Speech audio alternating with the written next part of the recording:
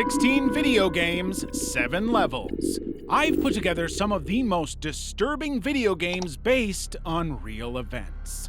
We're going to open with a few of the more well-known games, but as we go deeper, we'll gradually slip into the more niche, dark, and unexpected entries on our list. Let's start at the tip of the iceberg. Level 1. Call of Duty: World at War. Call of Duty: World at War is not your typical entry into the franchise. It's actually a lot darker, more intense, and authentic in its refusal to sanitize the horror of World War II.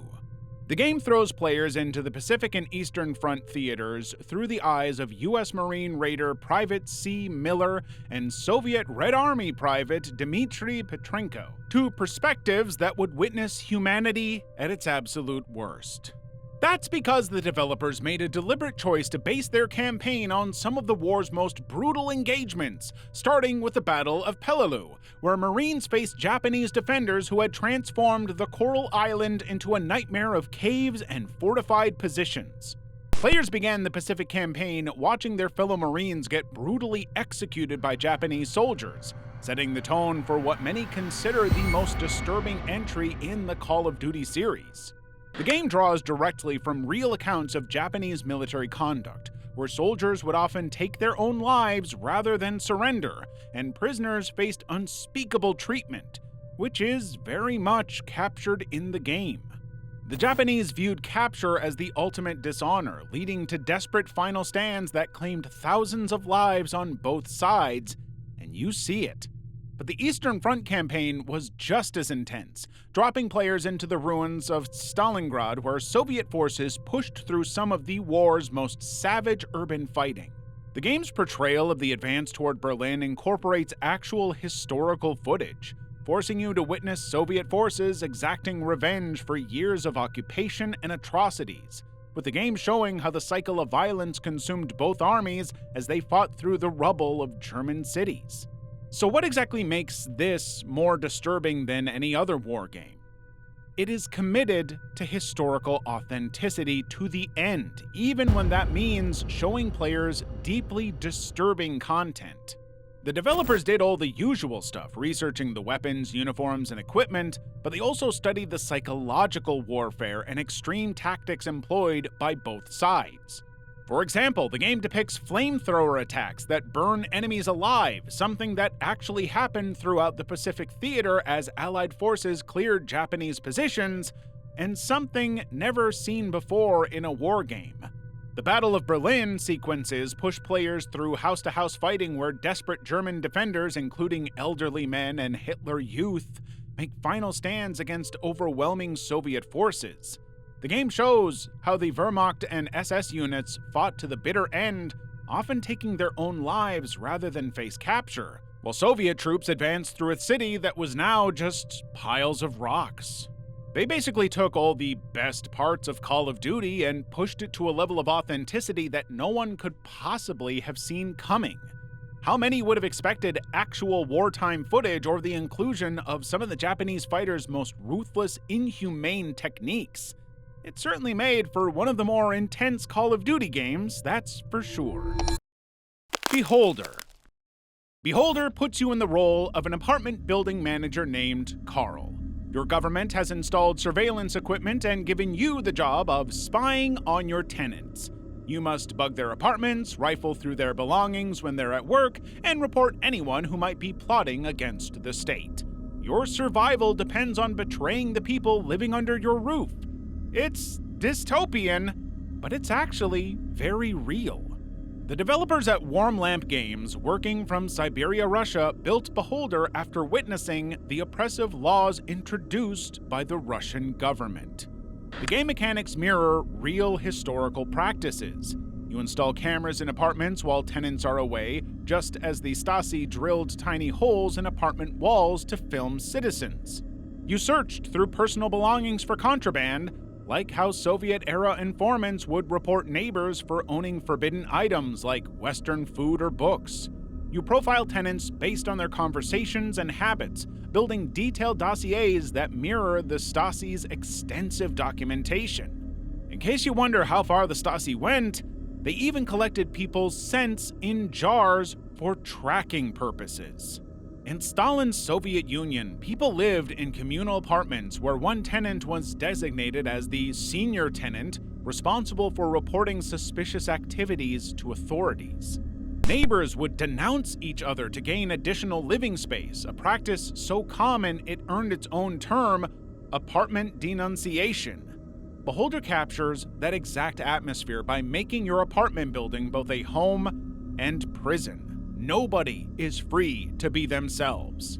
The recruitment of informants in totalitarian states followed patterns that Beholder replicates with unsettling accuracy.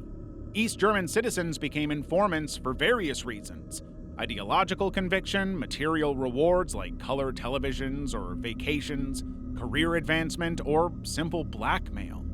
The Stasi estimated that 1 in 60 East Germans was informing on others by the 1980s. In Czechoslovakia, approximately 150,000 to 160,000 people served as informants for the State Security Service. Again, I have to stress that these people were not pro-spies. They were mailmen, store clerks, assistants, ordinary citizens maintaining their regular jobs while betraying friends, neighbors, and family members. The game forces players to confront the same impossible choices that drove real people to become informants. Do you report a tenant to protect your own family? Do you blackmail someone for money you desperately need? The historical record shows people made these calculations constantly. The system encouraged betrayal by making it simple and personally profitable. The game shows how easy it was to be swept up in that. The disturbing reality that Beholder illustrates is how surveillance states turn survival into complicity. East German informants often began as targets themselves, threatened, blackmailed, or coerced into cooperating with the state, threatening to ruin them. Many believed they were protecting loved ones by collaborating, only to find themselves deeper in the system. The game captures this trap by making every choice feel like a compromise or a risk to your safety.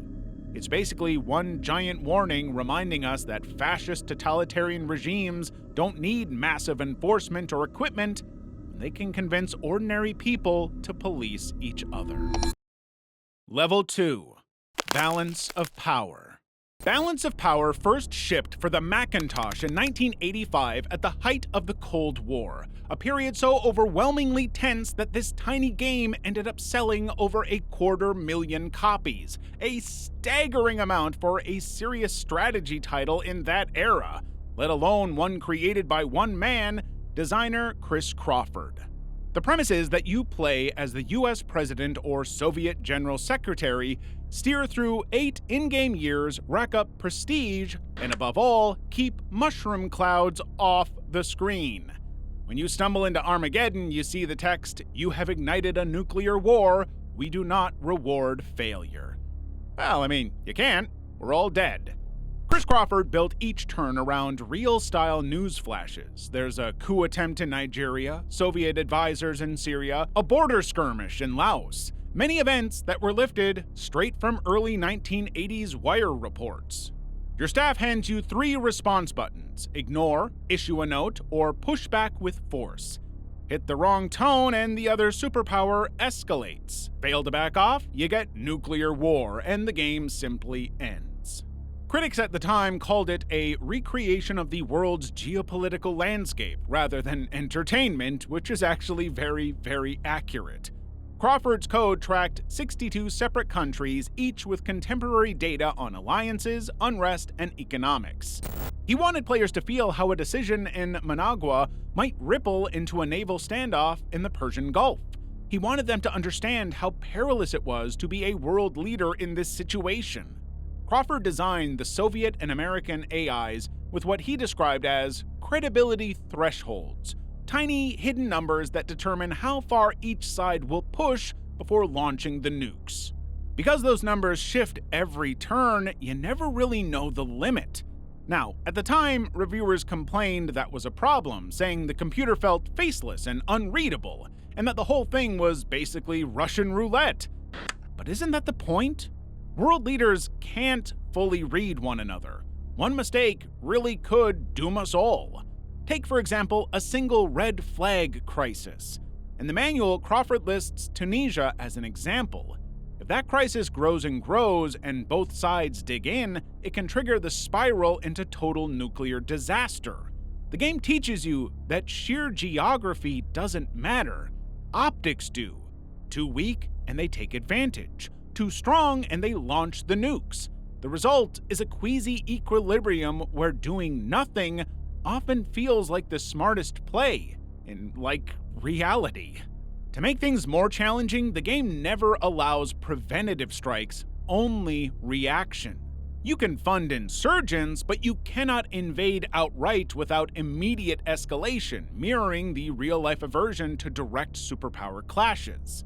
Essentially, this game is the most realistic president simulator you will ever play, entirely because the world is relying on you, and you have no way of knowing what to do. Endgame Syria.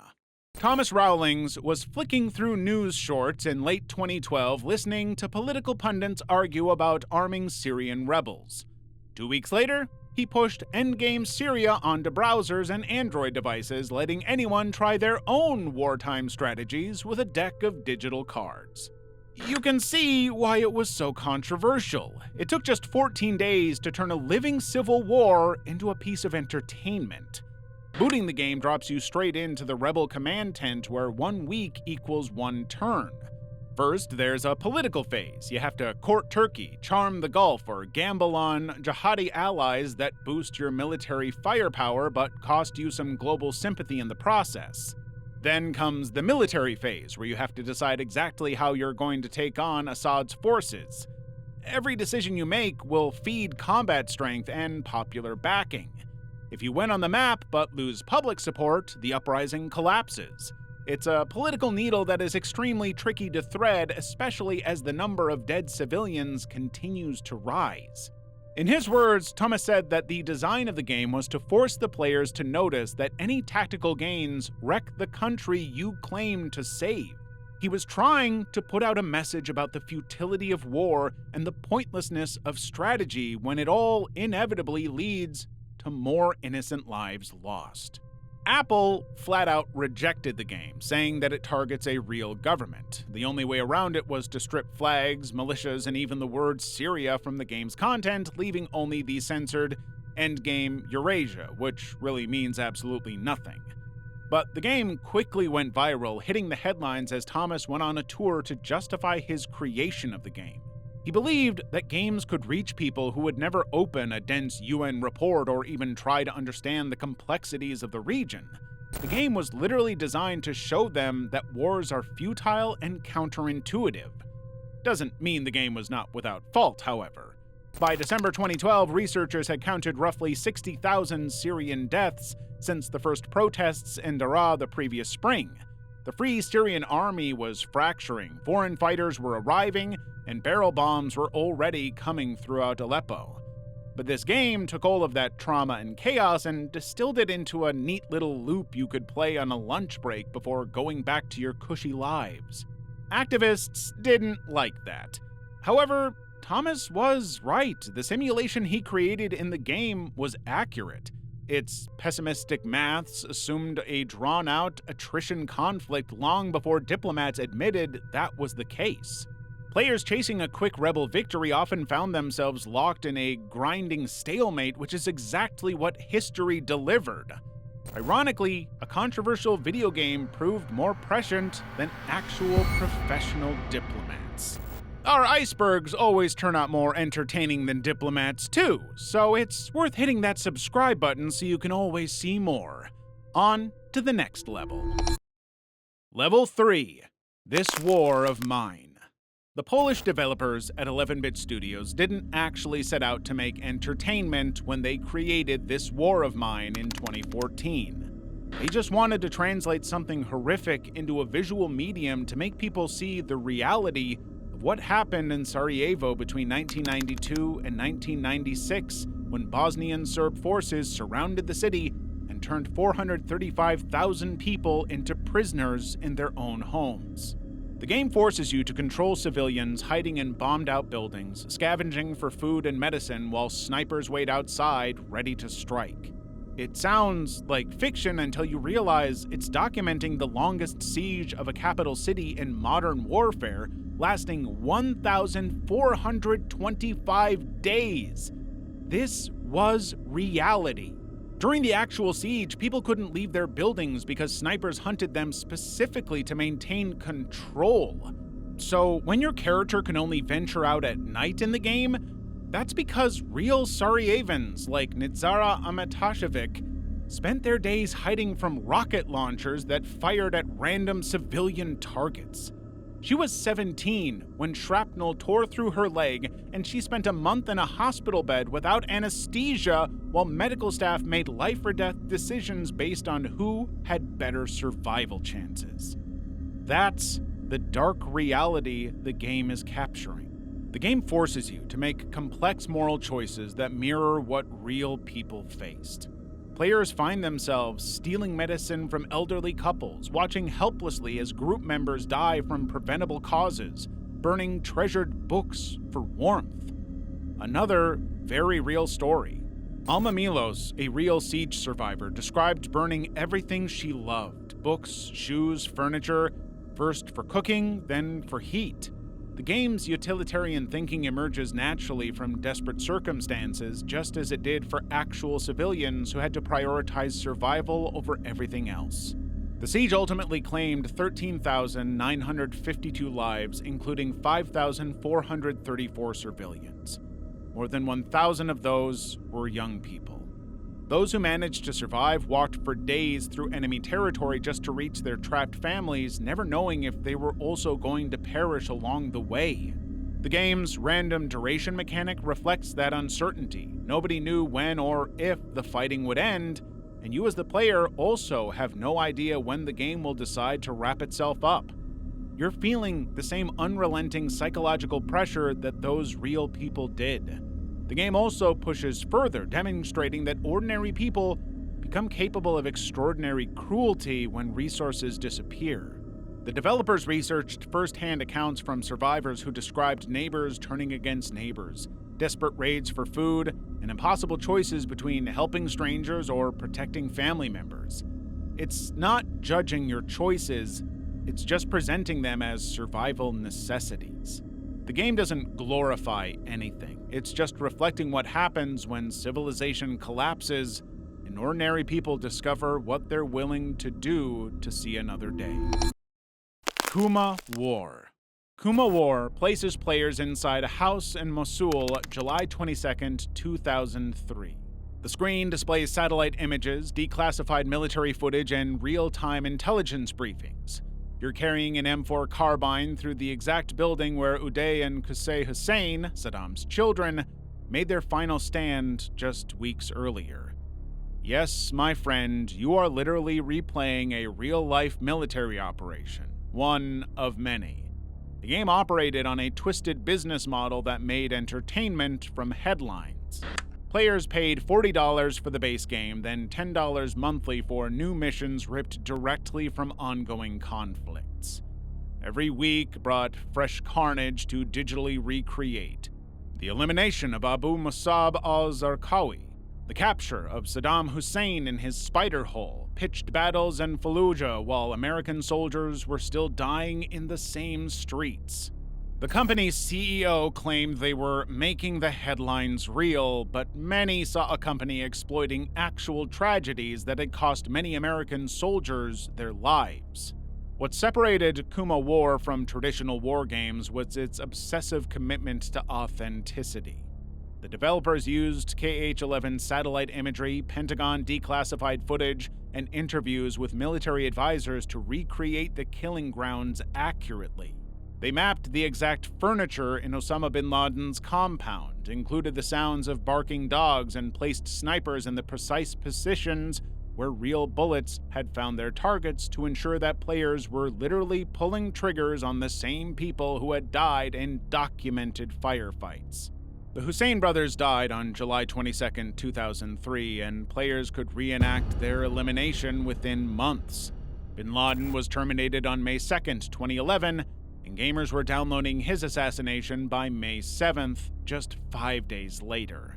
The company boasted about their crash teams that could turn real-world violence into playable content faster than news cycles could process the events. The backlash was global. Iran launched petitions demanding the removal of the Assault on Iran episode, which had generated hundreds of thousands of downloads in the country. The mission was not based on reality, depicting a hypothetical American strike on Iranian nuclear facilities, complete with strategies for delaying or destroying Iran's nuclear arms capabilities. Iranian media denounced it as psychological warfare disguised as entertainment, and they weren't entirely wrong. The game was turning geopolitical tensions into interactive propaganda, regardless of how you feel about the targets. Players found themselves inhabiting the roles of actual soldiers in documented battles, making split-second decisions that real people had faced under fire. You could be the Marine who stormed through Sadr City, the Navy SEAL who rappelled into bin Laden's compound, or the soldier who cornered Hussein's sons in their final moments. The game demanded that players become the executioners of real people who had actually died, and that is a complicated situation. By the time the final episode launched in 2011, Kuma War had produced over 100 missions spanning multiple conflicts. Each one represented real events where real people had died, been captured, or been targeted by military action. The company had long argued that the game was educational, but the controversies around it were too strong to overcome. It did remind us of one classic American lesson, though. Any tragedy, no matter how recent or sensitive, could be packaged and sold as digital entertainment if you move fast enough and wrapped it in the right patriotic language. Level 4. Verdun. Verdun opens with you handed a bolt-action rifle that takes precious seconds to reload, dropped into muddy trenches that smell of death and cordite, and told to survive what amounts to humanity's first industrialized the 1916 Battle of Verdun. The game reconstructs the machinery of destruction that ground down over 700,000 men in 10 months of fighting. When you put on a gas mask in Verdun, your vision narrows to a claustrophobic slit. Your breathing becomes labored, movement feels sluggish. This is a pretty faithful recreation of what soldiers experienced when chlorine, phosgene, or mustard gas came drifting across no man's land.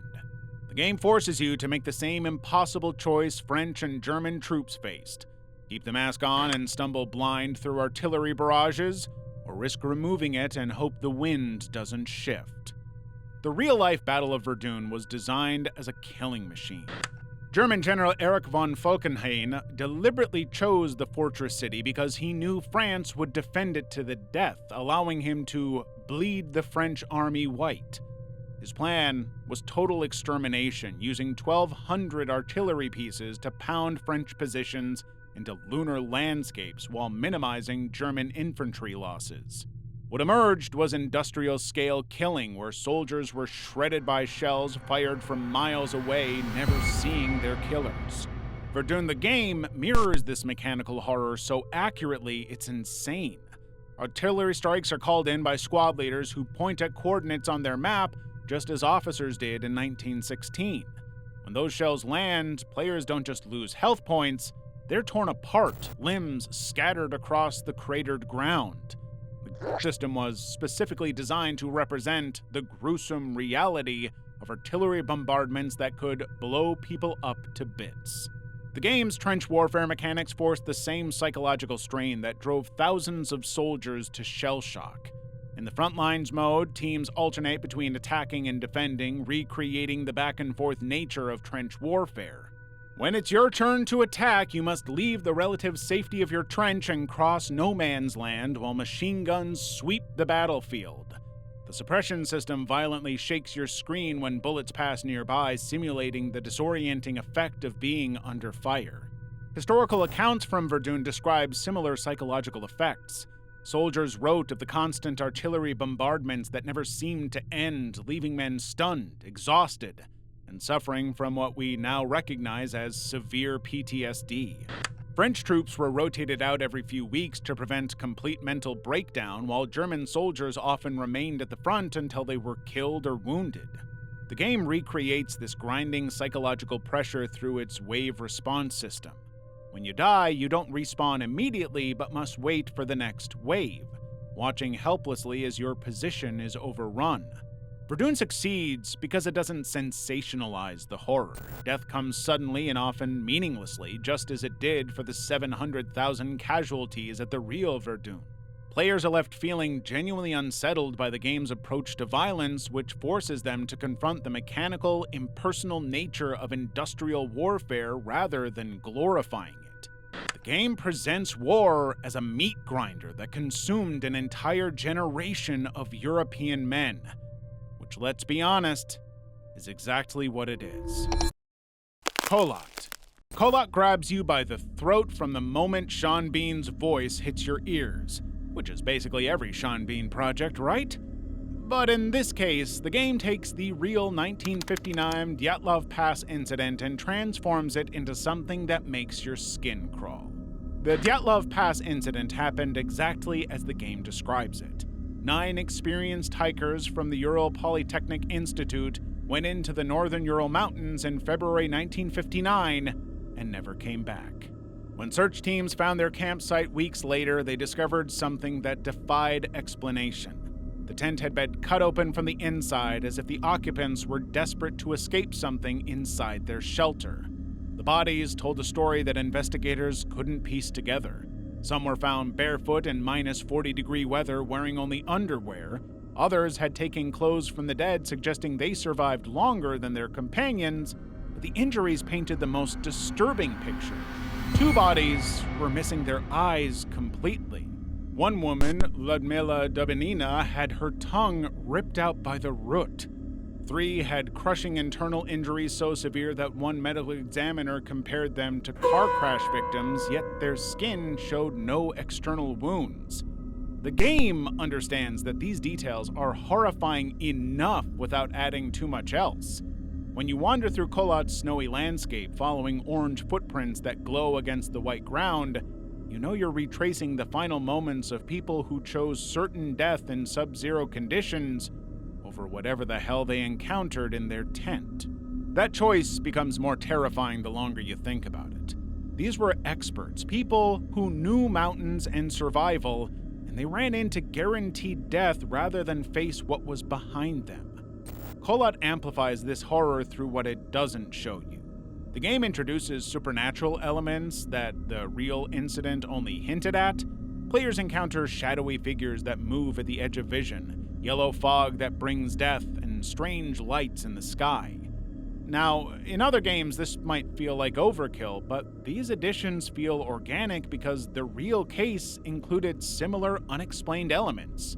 Investigators found radioactive contamination on some clothing, and witnesses reported strange lights in the area that night. The final official report blamed the deaths on a compelling natural force, language so vague it suggests investigators themselves didn't know what they'd found. Recent scientific studies suggest a delayed avalanche might account for some injuries and the panicked escape, but that doesn't explain the missing eyes and tongue, the radiation, or why experienced mountaineers would cut their way out of a tent instead of using the entrance.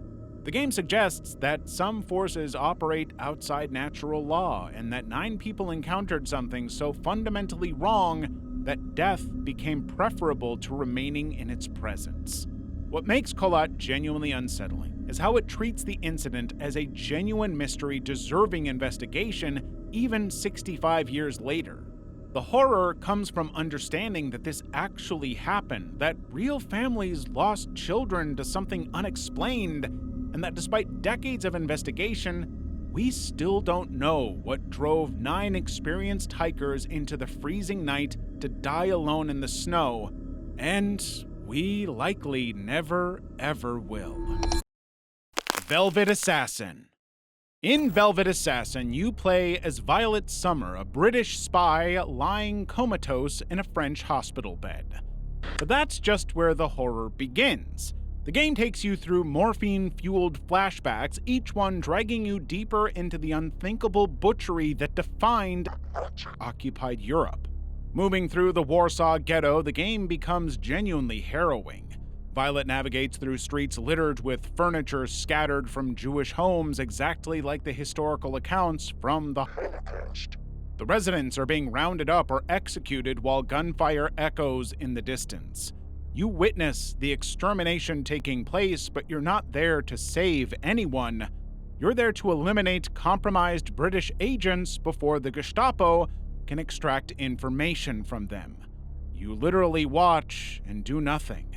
The game forces you to move through Pawiak Prison, the actual Gestapo detention center where approximately 100,000 people were imprisoned during the war. About 37,000 died on the premises through execution or during detention. But in the game, you're infiltrating this real place of death to deliver cyanide to your own operative, essentially providing him with a way to end his life before facing what the Gestapo had in store. As for the German soldiers, the game takes a very uncomfortable approach to their portrayal, forcing you to explore their humanity, or what remains of it. They talk about their girlfriends back home, their hobbies, what they want to do after the war. You read personal letters they've written to their families, then you watch them participate in civilian executions or see them casually discussing their day while people are being eliminated in the background. The game shows them as ordinary people committing monstrous acts, which mirrors historical accounts of how these events actually unfolded. They were following orders, in their words. Those orders just happened to be mass killings. The final act confronts you with the Durlavanger Brigade, one of the most brutal SS units in history. This was a real unit composed of convicted criminals and prisoners known for committing some of the worst documented war crimes. In the game, you watch them round up villagers and lock them inside a church before setting it on fire, a tactic the actual Durlavanger Brigade used repeatedly during their operations. The unit killed at least 30,000 civilians in Belarus alone, and historians note they committed more documented atrocities than any other German unit. Violet's character is based on the real Violet Szabo, a British-French SOE agent who was captured, repeatedly beaten, and eventually executed at Ravensbrück concentration camp. The real Szabo was subjected to months of brutal interrogation where she refused to provide information exactly as portrayed in the game's background story. Her actual execution took place when she was forced to kneel while an SS guard shot her in the back of the head. Like many of the stories from the Holocaust, there is no happy ending. You might be thinking that the hospital framing around the game suggests there's something hopeful, that Violet survived, but that becomes even more disturbing when you realize it's showing the actual debate that occurred around captured agents. The two men arguing over whether to keep Violet alive, surrender her to the SS, or end her life to prevent what would happen if she were captured reflects real decisions medical staff and resistance members had to make during the war. Violet saw unthinkable atrocities. Even if she survived, she'd never be able to live with that. Level 5. Valiant Hearts: The Great War. The inspiration for Valiant Hearts: The Great War came when developer Johan Finis brought his great-grandfather's World War I letters to Ubisoft Montpellier Studios, letters his grandmother had preserved for decades. The developers read through these handwritten accounts from the trenches, and what struck them wasn't just the elegant handwriting maintained even while stuck in mud, but the stark contrast with the cold military documents that simply noted "leg lost" when describing the same man's injury. That disconnect between human experience and bureaucracy became the foundation for a game that would force players to confront the mechanical brutality of industrial warfare. The game doesn't shy away from the most harrowing aspects of the conflict. Players witness the first chlorine gas attack at Ypres on April 22, 1915, where 5,730 cylinders released yellow-green clouds that burned through eyes, skin, and lungs. The only defense Canadian soldiers could manage was breathing through urine-soaked handkerchiefs. Fritz Haber, the chemist who developed this weapon, watched his wife, Clara, herself a brilliant chemist and the first woman to earn a PhD in chemistry in Germany, become increasingly horrified by his work. She called his poison gas research a sign of barbarity, corrupting the very discipline which ought to bring new insights into life. After confronting him following the Ypres attack, Clara took her own life with Haber's service pistol in protest. Haber left for the Eastern Front the next morning to oversee gas attacks on Russian troops, apparently completely unbothered by his own wife's death. The game's most disturbing sequence occurs during the Nivelle offensive, where players control Emile as he's forced into a charge. Squad members die one by one while an officer threatens anyone who retreats with death, forcing you to literally use corpses as cover from machine gun fire. When the officer forces the last surviving soldiers forward into certain death, players as Emile must make a choice. The game gives control back just as the officer screams his threats. Most players instinctively strike the officer with their shovel, only to discover they've accidentally killed him. The game immediately informs you of this fact. The historical context makes this even more chilling. After the real Nivelle offensive, 50 mutineers were executed.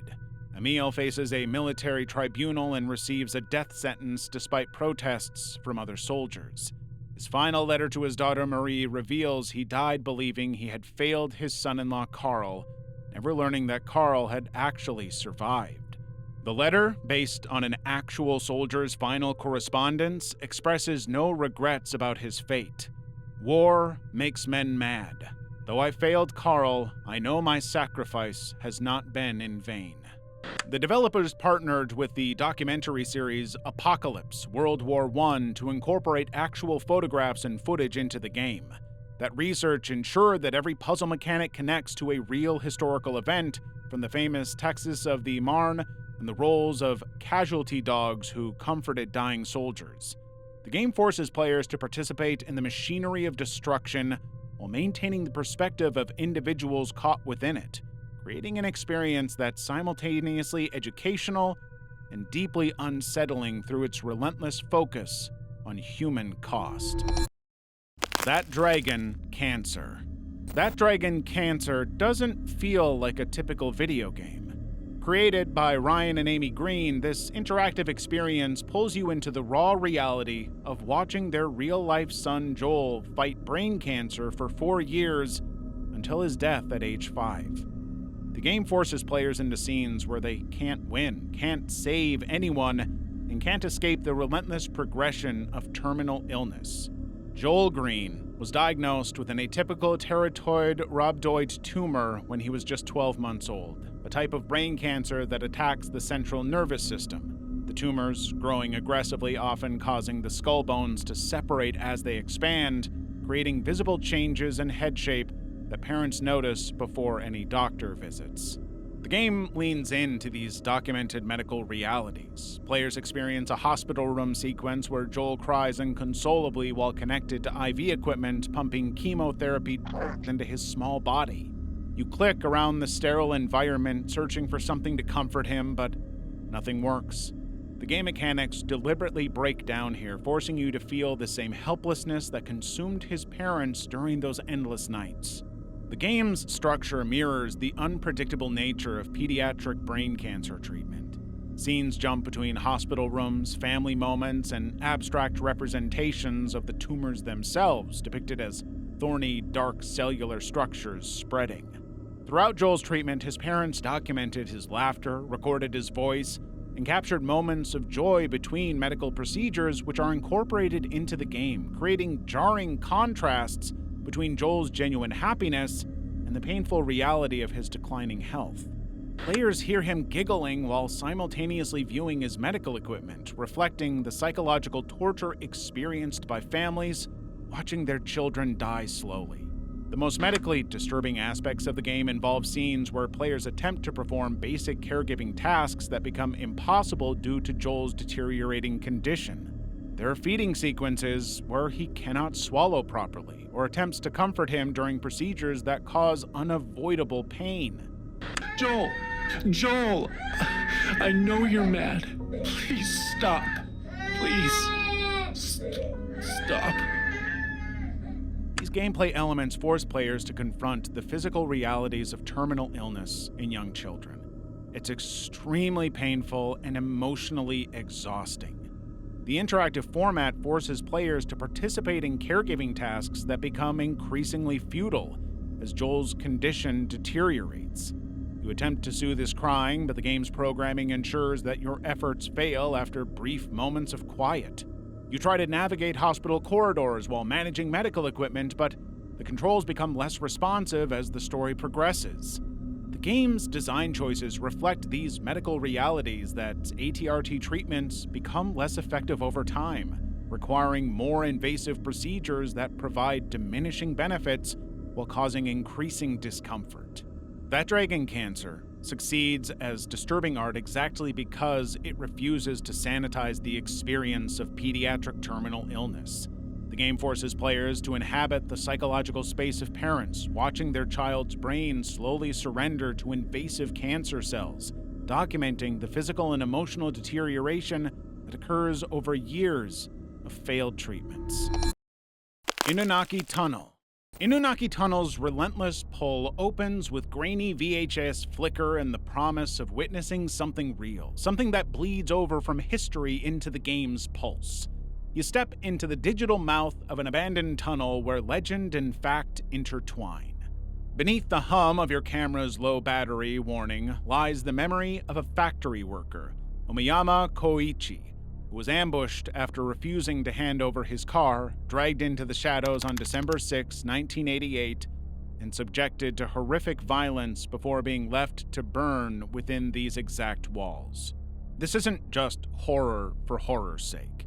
The game's designer leans into the 1988 atrocity, painting every stone slab with its echo.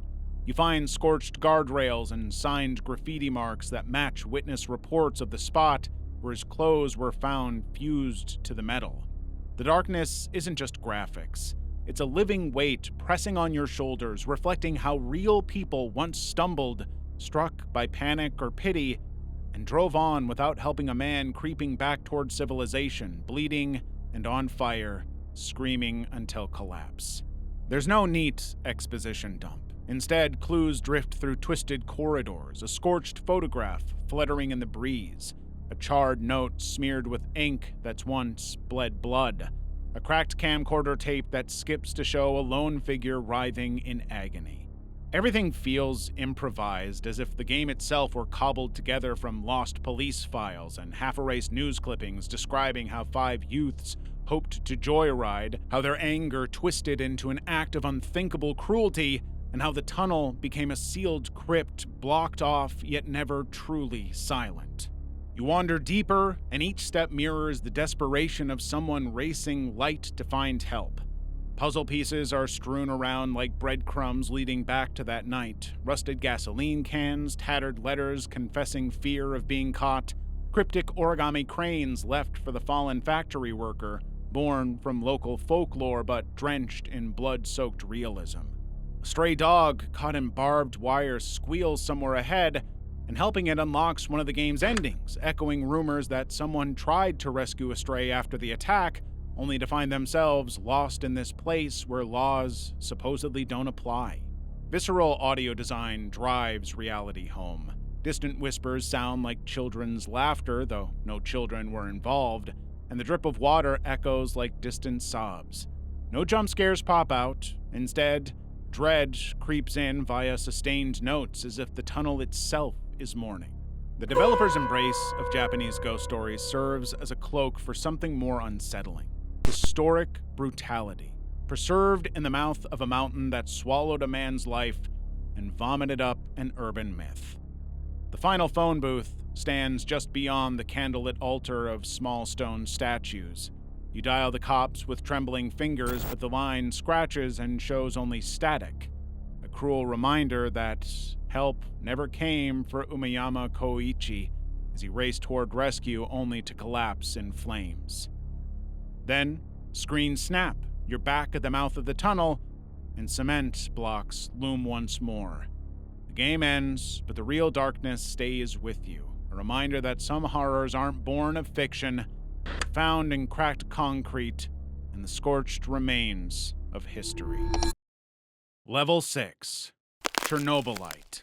The developers at The Farm 51 spent over a year inside the Chernobyl exclusion zone with cameras and 3D scanners documenting every detail of humanity's most infamous nuclear wasteland.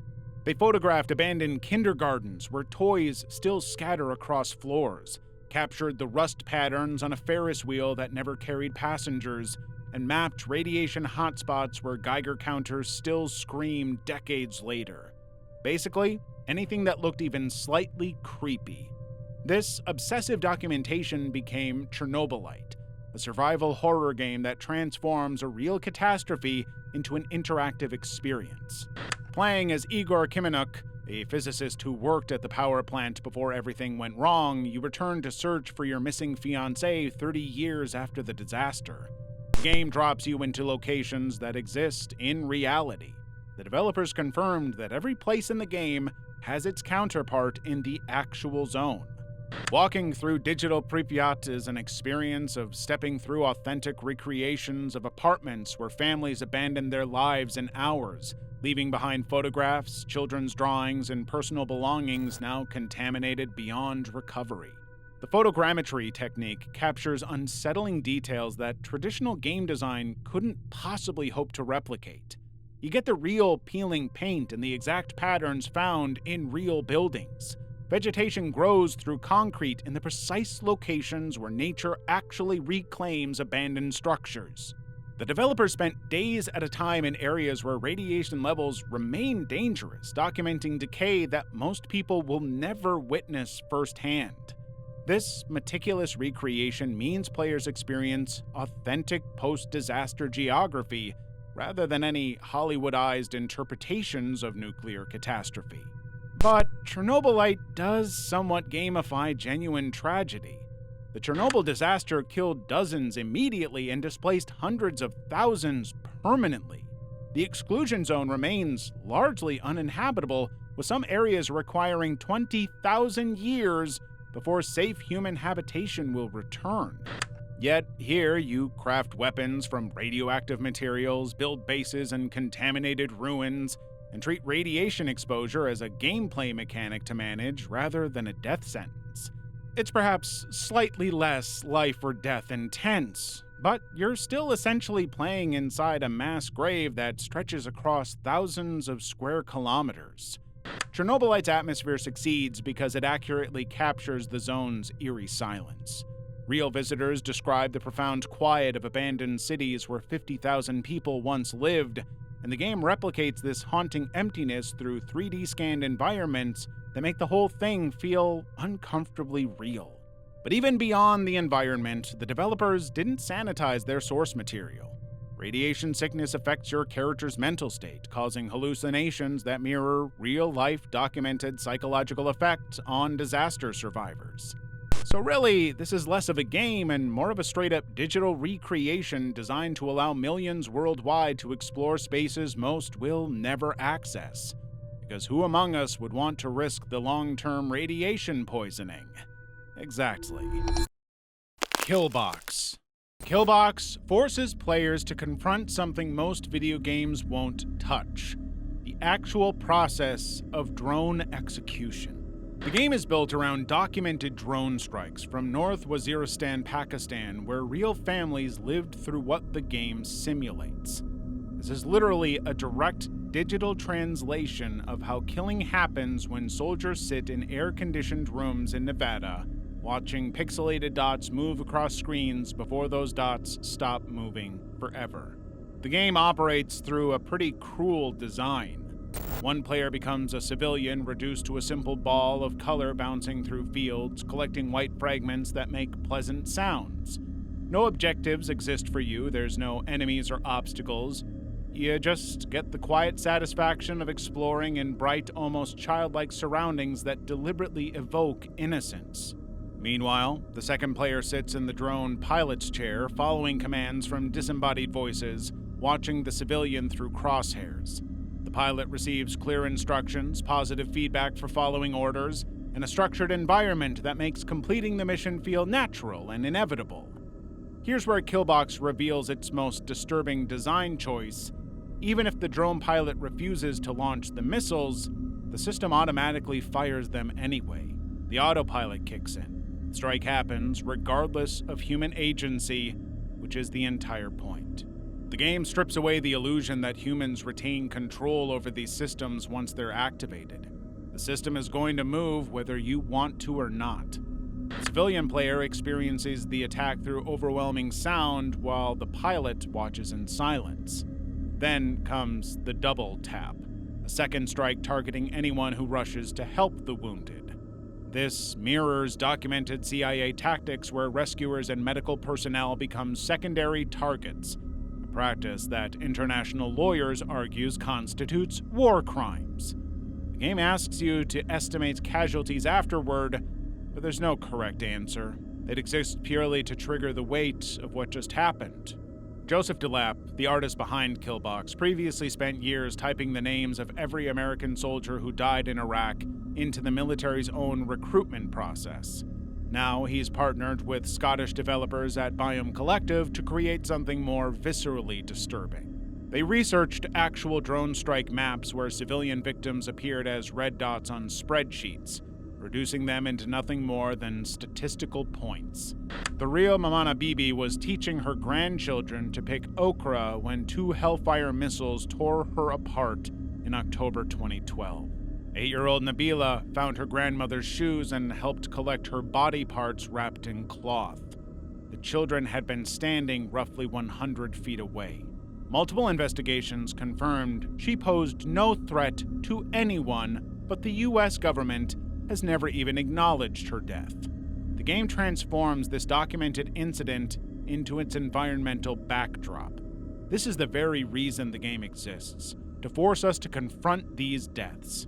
The Bureau of Investigative Journalism estimates that between 2004 and 2015, CIA drones killed approximately 3,926 people in North Waziristan alone, including around 960 civilians and 207 children.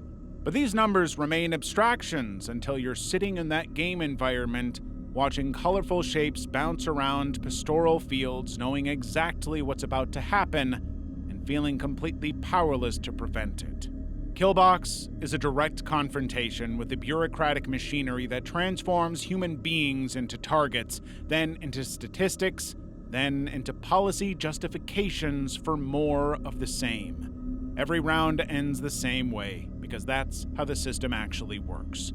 Predictably, efficiently, and without regard for whoever happens to be standing in the designated coordinates when the order comes through.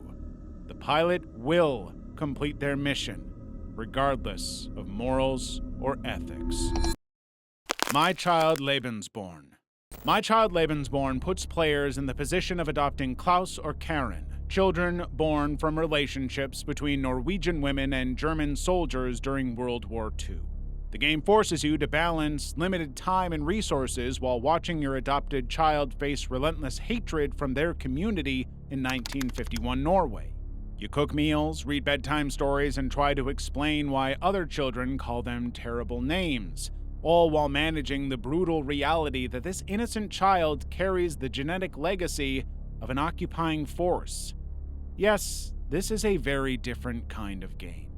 The real stories behind the game are far worse than anything the developers could have invented. Paul Hansen, one of the actual Norwegian Lebensborn children, was locked away in a mental institution at the end of World War II simply because he was the son of a German soldier. He describes being called a Nazi brat and emphasizes that none of the war was his fault, he was just a child. Bjorn Langfelder, another survivor, recounts how a small brother and sister, 5 years old, were placed in a pigsty for 2 nights and 2 days, and then put in a tub and scrubbed down with acid till they had no skin left, because we have to wash that smell off you. Creative producer Elin Festoy developed the game after working on a documentary about Norwegian Lebensborn children, realizing that a traditional film about old people talking about war wouldn't reach teenagers. The game became what she called a documentary game, designed to create empathy for children born of enemy soldiers. The Japanese Tamagotchi inspired the care mechanics, but instead of a simple digital pet, players nurture a complex character based on real testimonies. It's a lot harder and much, much more emotional. The Norwegian government attempted to deport these children to Germany, Brazil, and Australia, but failed, leading many to be placed in mental institutions not because they had psychological problems, but because authorities believed their mothers must have been mentally deficient to have relationships with German soldiers. Some perfectly healthy children were hidden away in psychiatric hospitals because Norwegians feared they would spread German genes and form a hostile fifth column. The discrimination was so thorough that many had their passports confiscated and replaced with new ones stamped unknown origin to make them more attractive for adoption. The developers worked directly with surviving Lebensborn children to ensure authenticity. When 14-year-old boys became deeply concerned about being good parents during early testing, the team realized they had created something powerful. The game won the BAFTA Award for Games Beyond Entertainment in 2019 and has been banned by Google Play in Germany, Russia, Austria, and France due to its sensitive content. The Norwegian government finally offered compensation to these children in 2008, but only £8,000 each, which many survivors called ridiculous and insulting. By then, most were in their 60s, still carrying the weight of a childhood spent being punished for circumstances completely beyond their control. Level 7. Attentat 1942. Attentat 1942 throws you into a living archive of Nazi-occupied Czechoslovakia, dropping you straight into conversations with people who survived one of the darkest chapters in European history. Your grandfather's sudden arrest by the Gestapo, mere hours after Reinhard Heydrich's car bombing, is the mystery that pulls you into the game's cold world. You start by clicking through a grainy black and white interview with an elderly woman who trembles as she recalls the day her husband vanished. Her voice cracks when she describes soldiers dragging people from their homes, the fear in her neighbor's eyes, the sound of boots pounding the pavement. Then, you dive into a flashback rendered as a comic strip.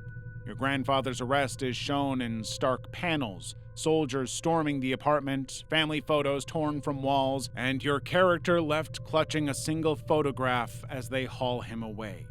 The historical footage is what makes Attentat 1942 so impossible to ignore. Flickering, grainy clips of Czechoslovak streets under curfew, crowds forced into labor details, the silent graves at Lidis. All those images are threaded between your detective-style interviews with survivors, all to remind you that this really happened. At every turn, you meet someone who balks at being labeled a hero. One character insists they only helped a downed parachutist because they had nowhere else to hide, and another defends collaborating with the occupiers as a desperate bid to keep food on their children's plates. Those voices jostle together in your mind, and the game waits for you to decide whether they were brave or reckless. Attentat 1942 simply hands you these survivors' memories and archival clips, letting the brutality speak for itself. When you nail down the truth about your grandfather, whether he played a part in the attack or was swept up in a panicked dragnet, the revelation lands very strongly, very emotionally. You've sifted through first-hand accounts, interactive flashbacks, and documentary fragments, and what you're left with is a jigsaw puzzle whose edges are stained with real tears and real loss. It hurts, man, because this project combines the interactivity of gaming with the authority of history, forcing you to acknowledge how ordinary lives were shattered in the wake of totalitarian power. And in the silence after the last survivor interview, you're left staring at the screen, forced to recognize that nothing you just witnessed was made up. Humanity is truly capable of this level of cruelty. If you want to play more disturbing icebergs, why not check out this video on the disturbing games that ruined people's lives.